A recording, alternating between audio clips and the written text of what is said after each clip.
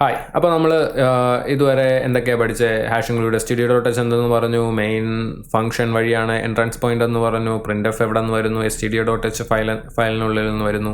std.h എന്താണ്? ഒരു header ഫയലാണ്. Print എഫിൻ്റെ സിൻടാക്സ് എന്താണ്? പ്രിന്റ് എഫ് എഴുതുക. പ്രിന്റ് എഫിൻ്റെ സിൻടാക്സ് എന്താണ്? പ്രിന്റ് എഫ് എഴുതുക, എന്നിട്ട് ബ്രാക്കറ്റ് പാരാന്തസിസ് കൊടുക്കുക, എന്നിട്ട് എന്ത് ചെയ്യുക, സെമിക്കോളൻ കൊടുക്കുക. അപ്പോൾ ഇതാണ് എന്ത് പ്രിന്റ് എഫ് എന്ന് പറയുന്നത്. അപ്പോൾ അതിൻ്റെ അകത്ത് ഒരു സ്ട്രിങ്, അതിൻ്റെ അകത്ത് എന്ത് കൊടുക്കുന്നു അത് അതുപോലെ എനിക്ക് കൺസോളിൽ കിട്ടണമെങ്കിൽ ഞാൻ എന്ത് കൊടുക്കും? ഡബിൾ കോഡ്സ് കൊടുക്കും. ഡബിൾ കോഡ്സ് കൊടുത്തിട്ട് ഞാൻ എന്താണോ എഴുതുന്നത് അത് അതിൻ്റെ അകത്തോട്ട് കൊടുക്കും. ഓക്കെ, അപ്പോൾ ഇങ്ങനെയാണ് എന്ത് ചെയ്യുന്നത്, കോഡ് വർക്ക് ചെയ്യുന്നത്. ഇതിപ്പോൾ വർക്ക് ആവാത്ത മെയിൻ്റെ അകത്തല്ലാത്തത് കൊണ്ടാണ് എറർ കാണിക്കുന്നത്. പോട്ടെ. അപ്പോൾ ഇതൊക്കെയാണ് നമ്മൾ എന്ത് ചെയ്തത് പറഞ്ഞത്. പിന്നെ എന്ത് പറഞ്ഞു? റിട്ടേൺ 0 കൊടുക്കാൻ കാരണം ഇവിടുത്തെ റിട്ടേൺ ടൈപ്പ് എന്താണ് കൊടുത്തേക്കുന്നത്? ഇൻ്റ് ആണ് കൊടുത്തേക്കുന്നത്. ഈ ഇൻ്റ് എന്ന് പറയുന്നത് എന്താണ്? ഒരു ഡേറ്റ ടൈപ്പാണ്. ഓക്കെ, അപ്പോൾ നമ്മൾ ഇനി അടുത്ത പഠിക്കാൻ പോകുന്നത് എന്താണ്? ഡേറ്റ ടൈപ്സ് എന്താണ്? നമുക്ക് ഡേറ്റ സ്റ്റോർ ചെയ്യണ്ടേ? അതല്ലേ നമ്മുടെ പ്രോഗ്രാമിൻ്റെ ഒരു ആവശ്യം. അപ്പോൾ ഡിഫറെൻറ്റ് ഡേറ്റയ്ക്ക് ഡിഫറെൻറ്റ് ഡേറ്റ ടൈപ്സ് ഉണ്ട്. അതിൽ സീഡകത്തുള്ള കുറച്ച് ഡേറ്റ ടൈപ്സ് ആണ് ഏതൊക്കെ? Integer, float, character, double. ഇങ്ങനെ 4 പേരുണ്ട്. Integer, float, character, double. Integer എന്ന് പറയുമ്പോൾ ഇൻറ്റിജർ വാല്യൂസ് സ്റ്റോർ ചെയ്യാനായിരിക്കും. 0, 1, 2, 3, 4 അങ്ങനെ വരുന്ന വാല്യൂസ് സ്റ്റോർ ചെയ്യാൻ. ഫ്ലോട്ട് എന്ന് പറയുമ്പോഴത്തേക്ക് ഡെസിമൽ നമ്പേഴ്സ് സ്റ്റോർ ചെയ്യാനായിരിക്കും. 1.2, 1.3 അങ്ങനെയൊക്കെ വരുന്ന എല്ലാ നമ്പേഴ്സും. ഡബിളും എന്തിനാണ് യൂസ് ചെയ്യുന്നത്? ഡെസിമൽ നമ്പേഴ്സ് സ്റ്റോർ ചെയ്യാനാണ് യൂസ് ചെയ്യുന്നത്. പക്ഷേ ഇവിടെ ഉള്ള വ്യത്യാസം എന്ന് പറയുന്നത്, ഫ്ലോട്ടും ഡബിളും തമ്മിലുള്ള വ്യത്യാസം എന്ന് പറയുന്നത്, പ്രിസിഷൻ കൂടുതൽ ആർക്കായിരിക്കും? ഡബിളിനായിരിക്കും. പ്രിസിഷൻ കൂടുതൽ ആർക്കായിരിക്കും? അതായത് പോയിന്റിന് ശേഷം എഴുതുന്ന നമ്പേഴ്സിൻ്റെ എണ്ണം കൂടുതൽ ആർക്കായിരിക്കും? ഡബിളിനായിരിക്കും.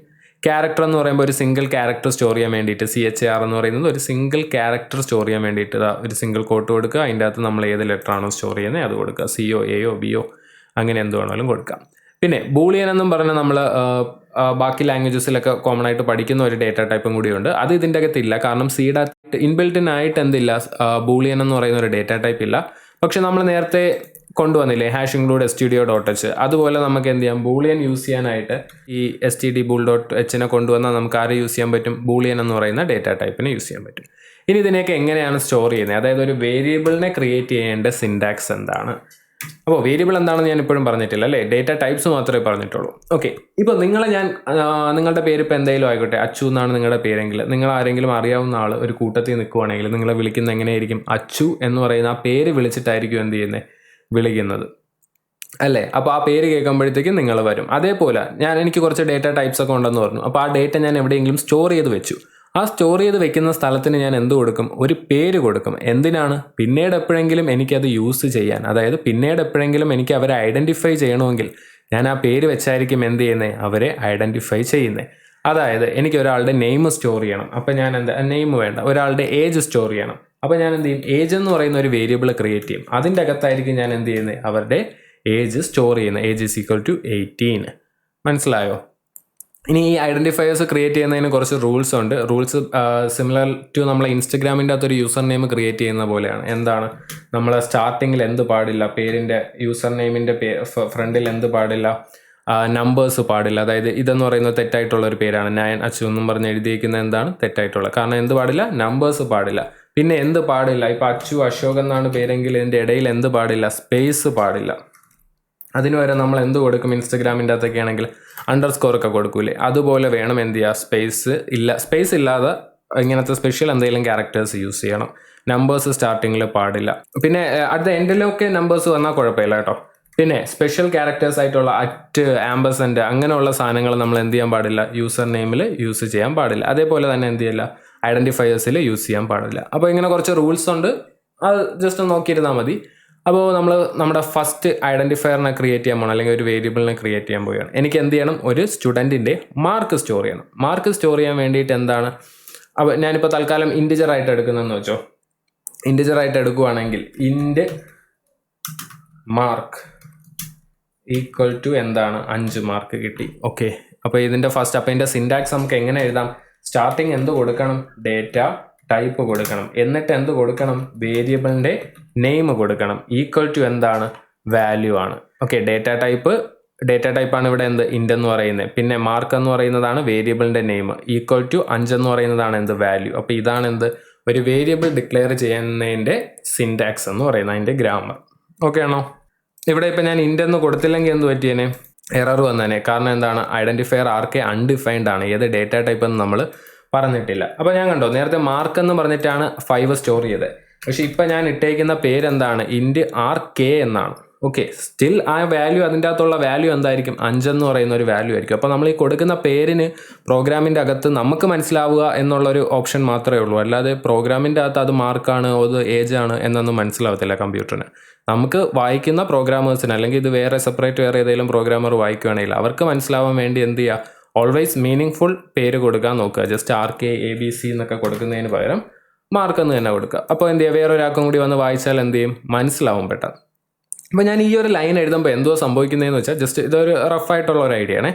നമ്മുടെ മെമ്മറിക്കകത്ത്, ഇത് മെമ്മറിയാണെന്ന് വെച്ചോ, മെമ്മറിക്കകത്ത് എന്ത് ചെയ്യും, ഒരു സ്ലോട്ട് ക്രിയേറ്റ് ആവും. അതിൻ്റെ പേരെന്തായിരിക്കും, നമ്മളെന്തോ കൊടുത്തേ, മാർക്ക് എന്നല്ലേ കൊടുത്തേ. അതിൻ്റെ ഡേറ്റ ടൈപ്പ് ഇൻറ്റിജർ ആയിരിക്കും, അതിൻ്റെ പേര് മാർക്ക് എന്നായിരിക്കും, അതിൻ്റെ അകത്തുള്ള വാല്യൂ എത്രയായിരിക്കും, നമ്മൾ കൊടുത്ത 5 എന്ന് പറയുന്ന വാല്യൂ. ഓക്കെ, ഇതെന്ത് ചെയ്യും, മെമ്മറിക്കകത്ത് കിടക്കും. ഇനി ഒരുപാട് ലൈനുകൾക്ക് ശേഷം, ഞാനിവിടെ ഒരുപാട് കോഡ് ചെയ്തിട്ടുണ്ടെന്ന് വെച്ചോ, ഒരു 10 ലൈൻ എഴുതിയതിന് ശേഷം ഞാൻ എന്ത് ചെയ്യുകയാണ്, പ്രിൻറ്റ് ചെയ്യാൻ പോവുകയാണ്. ആരെ പ്രിൻറ്റ് ചെയ്യാൻ പോകുന്നു, മാർക്കിനെ പ്രിൻറ്റ് ചെയ്യാൻ പോകുന്നു. മാർക്ക് ഈക്വൽ ടു, അപ്പോൾ ഇതിപ്പോൾ ഒറ്റ സ്റ്റെപ്പിന് വന്നപ്പോഴത്തേക്ക് ഡൗട്ടായി കാണും, ഞാൻ അത് എഴുതിത്തരാം.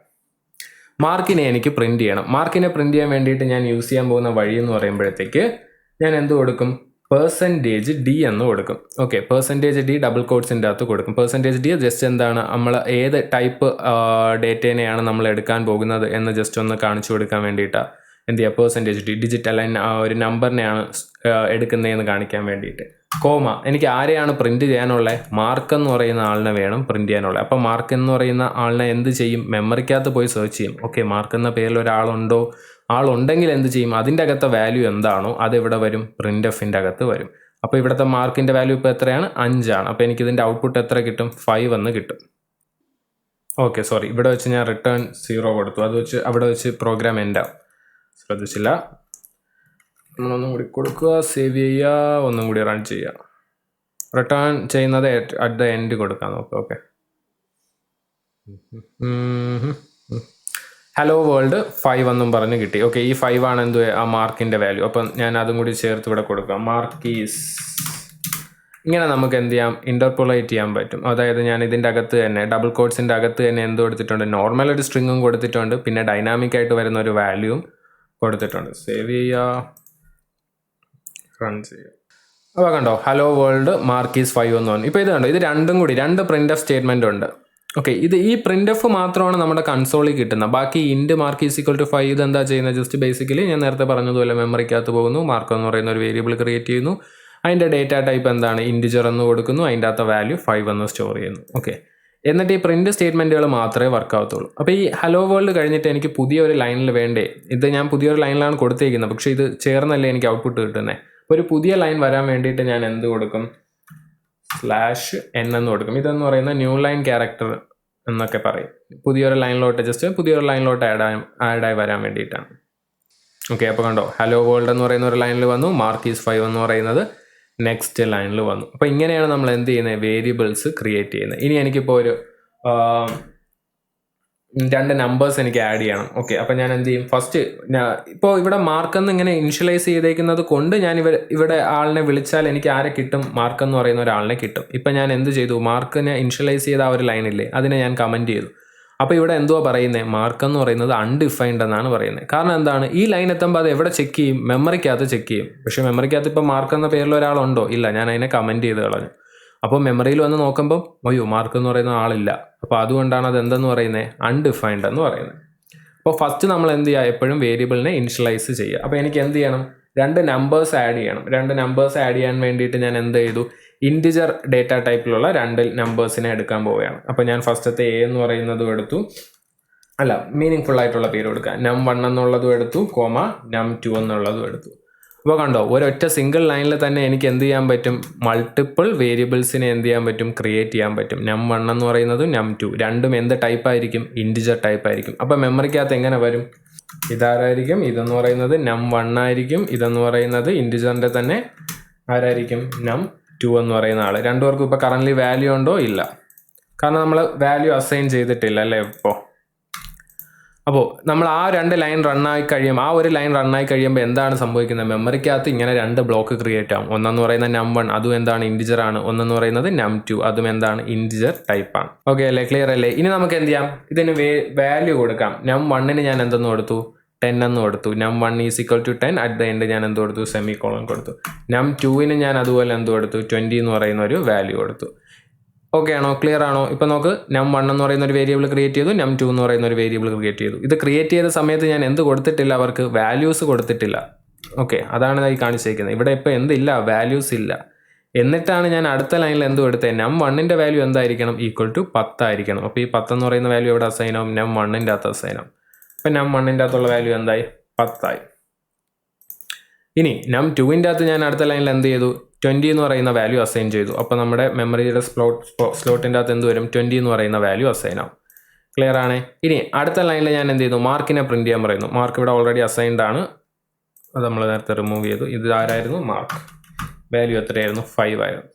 അപ്പോൾ ഇവിടെ എന്തോ പറയുന്നത്? Print F mark is %d mark എന്നാണ് പറയുന്നത്. അപ്പോൾ മാർക്കിനെ പ്രിൻറ്റ് ചെയ്യാൻ പറയുന്നു. മാർക്കിനെ അവിടെ മെമ്മറി പോയി നോക്കുമ്പോൾ വാല്യൂ എത്രയാണ്? 5 ആണ്. അപ്പോൾ അതിനെ പ്രിൻറ്റ് ചെയ്ത് കാണിക്കും. ഇനി എനിക്ക് num1 പ്രിൻറ്റ് ചെയ്ത് കാണിക്കണമെങ്കിൽ എന്തുവാ ചെയ്യുന്നത്? Print F num1 is %d. അപ്പോൾ ഓൾവേസ് ഒരു വാല്യൂ നമ്മളിപ്പോൾ പൈതൺ പഠിച്ചപ്പോഴത്തേക്ക് നമുക്ക് എന്ത് ചെയ്താൽ മതിയായിരുന്നു? ഡയറക്റ്റ് ജസ്റ്റ് പ്രിൻ്റ് എന്ന് എഴുതിയിട്ട് num1 എന്ന് കൊടുത്താൽ മതിയായിരുന്നു. ഓക്കെ, പക്ഷേ ഇപ്പോൾ ഇതിൻ്റെ അകത്ത് എന്ത് ചെയ്യത്തില്ല? അങ്ങനെ വർക്ക് ആവത്തില്ല. അപ്പോൾ നമ്മൾ എന്ത് ചെയ്യണം? ഓൾവേസ് ഒരു പോയിൻ്റർ പോലെ എന്ത് കൊടുക്കണം? അത് ഏത് ടൈപ്പ് ആണെന്നുള്ളത് കൊടുക്കണം. അപ്പോൾ അതാണ് %d കൊണ്ട് ഉദ്ദേശിക്കുന്നത്. നമ്പർ ആയതുകൊണ്ട് ഇപ്പോൾ %d എന്നും പറഞ്ഞ് കൊടുക്കുന്നു നമ്മൾ.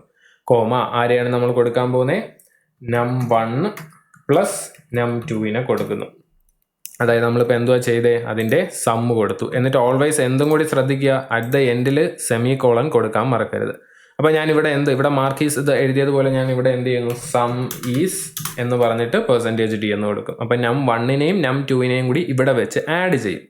ഓക്കെ, num1നെയും num2നെയും ഇവിടെ വെച്ച് ആഡ് ചെയ്യും. ആഡ് ചെയ്ത വാല്യൂ എങ്ങോട്ട് വരും? ഈ d എന്ന് എഴുതിയേക്കുന്ന പൊസിഷനിലോട്ട് വരും. അപ്പോൾ ഇതിനെ ഞാനിപ്പോൾ റൺ ചെയ്താൽ എനിക്ക് ഔട്ട്പുട്ട് എന്തായിരിക്കും വരുന്നത്?